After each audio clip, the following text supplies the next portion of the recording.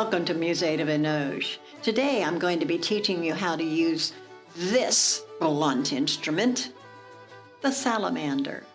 We all like a toasted top on cheesy dishes, but on an open hearth, how to do that? Well, with something called a salamander. The ancients believed that the animal salamander could withstand fire. Because a cooking tool was set into the fire to become red hot, it was named after the mythical animal. It does have the general look of a salamander, but with no feet.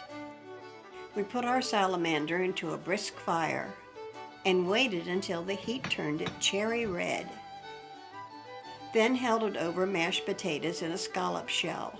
We were using a receipt from John MOLLARD from 1802. The tool by necessity has to be thick at the end to hold the high heat. That made it very heavy to hold over the food while the dish was toasted, or colored as it was called. The weight inspired us to improvise. We used a small trivet for balance, but that was still a bit awkward. We didn't get the results we wanted, so it was back to the drawing board. We found references to salamanders that had feet. Our blacksmith added a set, and we tried again. And now our blunt instrument has feet. The iron sits in the coals until it reaches cherry red. That's about 15 to 1600 degrees Fahrenheit. It takes roughly 30 to 45 minutes, depending on the quality of the fire, to reach that temperature. Salamanders can be found in well-equipped, sophisticated kitchens. They are mentioned in many 18th and 19th century receipts, but how many were in use on the Indiana frontier is unknown. While our salamander was heating, we finished our dish. This is another MOLLARD recipe from 1802, stewed riband macaroni. It is excellent. The complete receipt is in our description.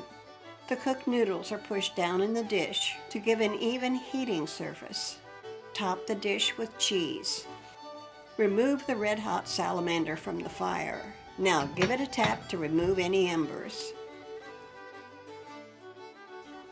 Remember to protect your table with a pot holder or a thin brick. In order to color the dish, the salamander must be directly over it. Be careful not to burn, it can happen fast. The topping turned out crisp and toasty. At Vinoge, we are proud to welcome this iron amphibian into our kitchen. And if first you don't succeed, try again. This looks pretty good.